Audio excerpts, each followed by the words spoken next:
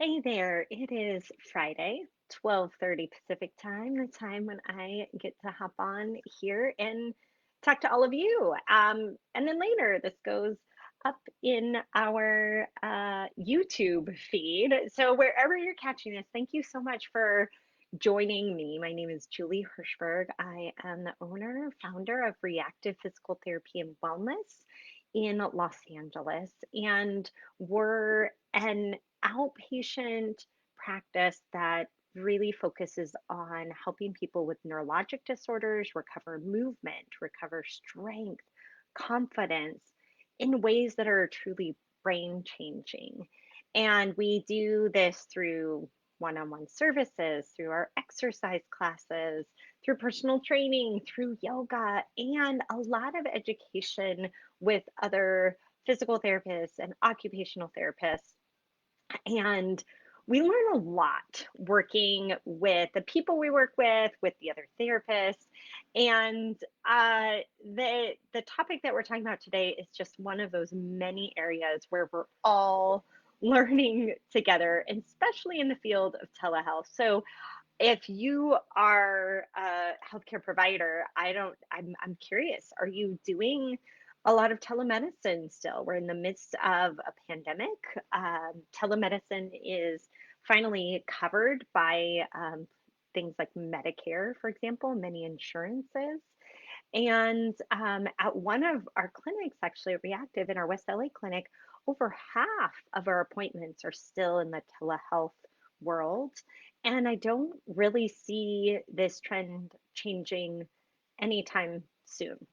And it's brought a lot of opportunities for us to reach areas that maybe were underserved before and reach people, but also challenges. And just this last week, a few of us were in the kitchen at our West LA clinic brainstorming ideas for sensory training via telehealth. It's one of the challenges to be able to do things where you're typically touching somebody. And how do we do this in telehealth? So, Natalie, one of our amazing therapists, I love working with Natalie. She's super creative, and I've learned a lot from her. She's had so many creative ideas this week and last week that I've just been learning a lot.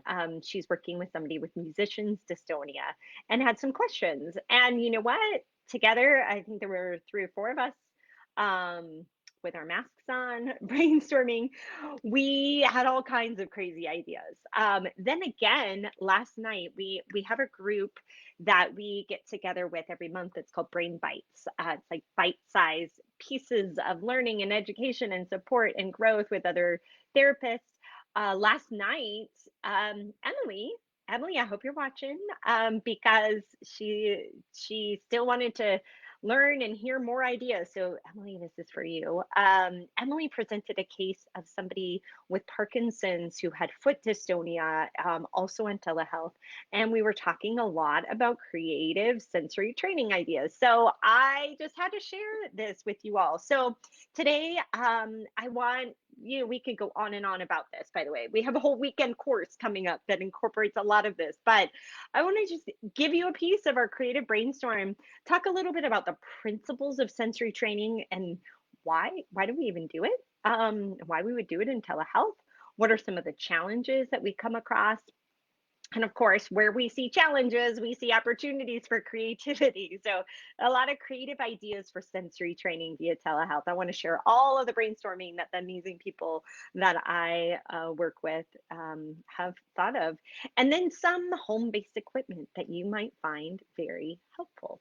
So, with that, let's dive right in. Let's start with the principles. So, principles of sensory training. So, the first thing is we need to know, is there a sensory problem? So, sometimes this is really easy. If somebody has pain, there's a disruption in the sensory system. No brainer. If they have a loss of proprioception or kinesthesia, there's a disruption in the sensory system. Sensory perception. So, laterality, stereognosis, graphesthesia. Is there impairment? Then it might be something we need to treat. So that's the number one thing. And actually, last week we talked a little bit about graphesthesia and stereognosis, posterior parietal cortex, and how we test them, and how that turns into treatment too. So some of our sensory mapping treatment. So that's the first question. For incorporating into treatment, we need to know where the underlying problem is. And like last night, Emily talking about her case, she said the person couldn't really, they were describing, they couldn't feel where their limb is in space. And that's typically like a proprioceptive or kinesthetic problem. And then she can look underneath it, and see, is that the problem? And is it at all of the joints, for example, or just a few of them? Um, so that's the first step. Assess it. And I want to give you a way to kind of think systematically about it. I know even as we were talking last night with Emily, and I just know this from my own experience and from the people around, it can just be like, I'm stuck. I don't know where to go. I don't know where to start. And in the sensory system, this is actually a slide from our Beyond the Basics Dystonia course. It's a recorded course that was actually one of the first courses that we had um, in our learning endeavors. And if we think about sensory deficits kind of as a whole, and we break them down, we can think of our general sensation or special sensation. So this is light touch, vibration, proprioception, and kinesthesia. The vestibular system, vision, right? Those are special sensations. Or we can think of higher order sensory deficits. So sensory perception and integration. So subjective visual vertical would be an example. Laterality, our stereognosis, graphesthesia. And then we can think of sensory organization, like when we do something and test the modified sit-sib and see how that person is weighting the different sensory systems. Looking at postural writing responses, can somebody orient to gravity? That would be the sensory organization piece. So if you're feeling a little overwhelmed or stuck, you may want to start first in assessing those pieces and seeing what stands out the most in those systems. Is it a primary sensation or secondary sensation, that higher order sensation? So that will really help you to then go, okay, well, where might I start the sensory training? Um, and we can see deficits in either of those in many disorders. So we were talking last night and around the kitchen table at Reactive about dystonia. But like I mentioned, pain, like our CRPS, functional disorders, Parkinson's, other movement disorders, stroke, MS, the list goes on and on, for having a potential sensory dysfunction. So know the nature of the deficit so that you can systematically incorporate that into treatment. And because we know it's such a common aspect in a lot of disorders, we can't just ignore it, even in telehealth. But there are some challenges. So typically, when we go about testing proprioception, we have our hands on the person's limb and we're moving it through some motion and asking them if they can feel that motion. Or we may be touching them with a cotton ball very lightly or with a tuning for vibration. And we can't do that. Now, certainly, if there's a person available, that gives us the opportunity to instruct a caregiver or helper to do some of those tasks. But so that the equipment, the ability to put your hands on, that's a challenge. We also have a lot less control. So even if we're using somebody helping out, we have a lot less control of the intensity. And so an example this week is I was working with somebody with a functional movement disorder, but a lot of sensitivity to touch. I could very well control how lightly I might touch that person with a cotton ball, for example. And I would not be able to control how light that is from another person. So those are really big challenges. However, I would say we can get very creative with how we do treatment, and I just loved our brainstorming session. So let's think about it in terms of what what aspect we might change. So again, if you're feeling stuck or a little overwhelmed with all of the sensory options, put them into categories so that you can systematically go through and go, "Ooh, that didn't work, but maybe that's because I wasn't addressing sensory perception." Right? So if we think about first like kinesthesia or localization, some things that people even shared last night was having that person point to a spot on their limb. So, can you close your eyes and point to your hip, to your knee, to your ankle, to your big toe, for example? So, that would be something you can do in telehealth. You could have them match limb positions. So, if one leg is more impaired than the other leg, can they move the less impaired leg to a position? So, let's say they're lying on their back and they move into kind of 90-90 hip and knee position. Can they match that with their eyes closed? And you can watch them. You could record your screen too. So you can have them move one limb and then they match it. It's not a passive, it's an active kinesthesia that way. Uh, Another really fun one that we've done at Reactive is use sign language and have people mimic different letters or signs with their hands as a way to look at their kinesthesia and their ability to replicate movements. There's a little bit of, maybe like a test of apraxia with that too. There's some overlap with that. I dove pretty deep into apraxia this week with the neurobehavior group at UCLA. It was really eye-opening and interesting to me, and so much overlap with our sensory perception and apraxia. Um, Tactile discrimination. So the sensory mapping that I've been talking about for like over a month because I'm so excited about it, where we're looking at putting a grid on a person and touching them in different areas. We could really only do that with a helper, right? So, by the way, I'll put that we created a great, easy handout for you to follow a sensory mapping progression for somebody. I'll put a link in here, so if you'd like that, you can download it. But how do we do that in telehealth? So this is where things got really fun around the kitchen table. We were brainstorming all kinds of ideas using things like finger paints and being able to use different textures. So I can't remember if this was Brittany or Natalie. I said, well, how about ketchup? Like, not every adult has paint sitting around. Could they do it with ketchup on a paper?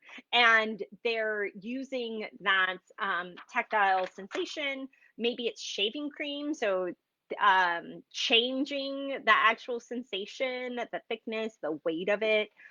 Doing it in sand would be another thing. So instead of doing graphesthesia on yourself, you're creating some symbols and letters in another surface. So that was, I thought, a really fun idea. Changing the input, the sensory input into the limbs. So this would be looking at some of that primary sensation, right? So proprioception and light touch and vibration, because you might do it through vibration. So I love vibration balls and massage tools for that. TENS is a great sensory input, even different tape like kinesio tape, different weights. I like really small weights. We have a set of finger weights now, which I think are great um, for hand disorders and dystonia. Using very, very light cotton ball sensation that the person can use themselves. Some of the brushes, so they actually make different sensory brushes that you can use, and the person can do that themselves. I like to tie that into a functional task and not do it in isolation. Um, and I think you get a little more bang for your buck there. So that's changing input in the limbs. Testing, so if we move into some of the higher order sensations, sensory perception. So some of the things that we talked about in musicians dystonia, typically what we'll see is that it's speed specific. And this idea of videoing at a slow speed and increasing the speed of the video so that the person's getting the action, the observation of the action, the mental imagery of being able to perform at that high speed with good movement in their hand. That's something that we talked about for musicians dystonia. Last night, Brittany recommended, and I love this, taking a video like so.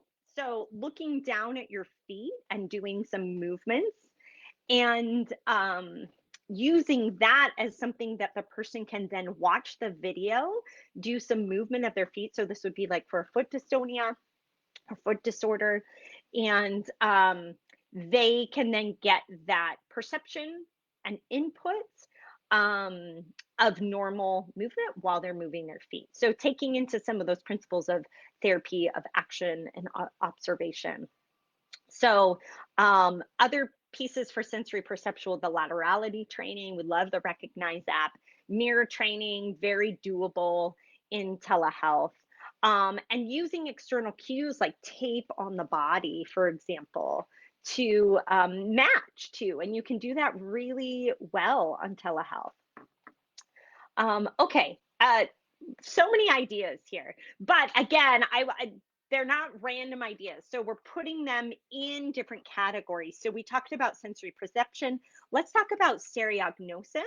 So I love things like dominoes, braille, finding objects in rice or beans, reading coins with your fingers. All of those are really great ways to impact stereognosis, doing graphisthesia with a partner. And then finally, one of the other pieces of our sensory organization, postural writing responses. I have found these to be more impaired than I realized, especially with dystonia or other sensory disorders. And so training those in different positions, sideline, on the ball, on a rocker board, so that you can train how the body responds to their orientation to gravity. And then Natalie Thomas, once again, had this really creative idea. I don't know if you've ever seen these headbands with a small ball attached that they use for boxing training. This is a great external cue for postural writing responses because it swings and moves with your head movement. I found it really helpful in one of my sessions with somebody with cervical dystonia this week. So that would be another little toy that the person could easily have at home. So that brings us, last but not least, equipment to have at home for the person. So if you're going to be setting them up for sensory training, what are some things that they could have? So dominoes, different weights. I love the ankle weights that have different levels. So you can take out a little weight and then you could use that little weight. You could strap it on a finger. You could strap it on your back. I love the little quarter pound, half pound weights. I also love these weighted shoulder wraps.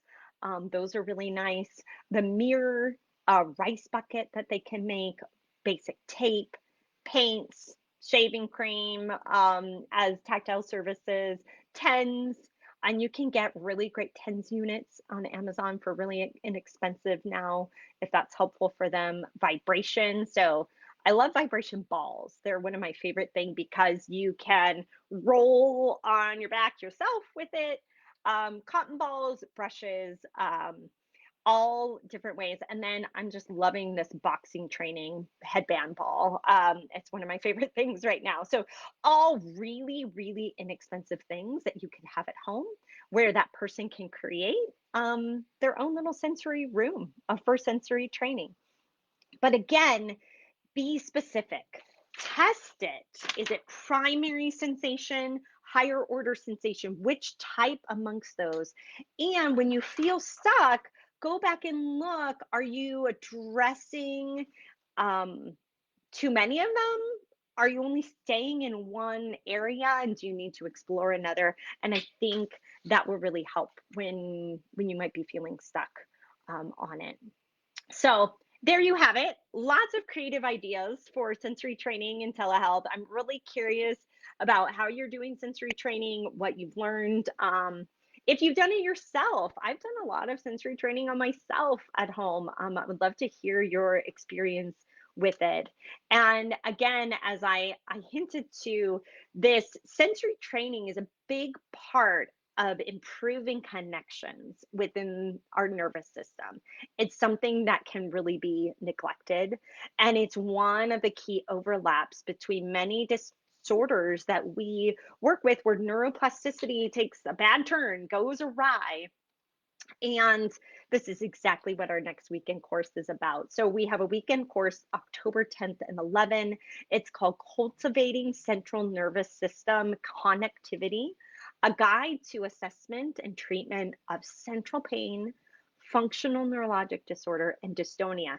They have big overlaps. We actually see those as a spectrum of things with common sensory deficits, for example, and many others. And the course is coming up with October, and it's $100 off for early birds, which ends August 31st. So just in a few days.